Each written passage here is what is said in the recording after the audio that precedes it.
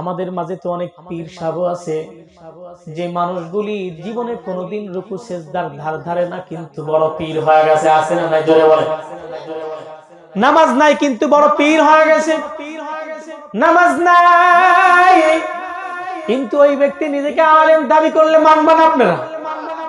আল্লাহ বলেন তোমরা যদি ঈমানদার হও তাহলে তোমরা রুকু করো, সিজদা করো। সিজদার দাম অনেক বেশি। সিজদা ছাড়া পৃথিবীতে কোনো মানুষ আল্লাহ তাআলাকে পাইতে পারে না।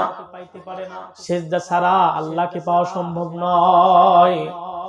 আল্লাহ পাক রব্বুল আলামিনকে পাইতে হলে সিজদার মাধ্যমে আল্লাহ তাআলাকে তালাশ করতে হবে। আমার নবীজি বলেছেন আল্লাহ তাআলার নৈকট্য অর্জন যদি করতে চাও তাহলে তুমি আল্লাহ তাআলার কুদরতি পায়ে সিজদা করো।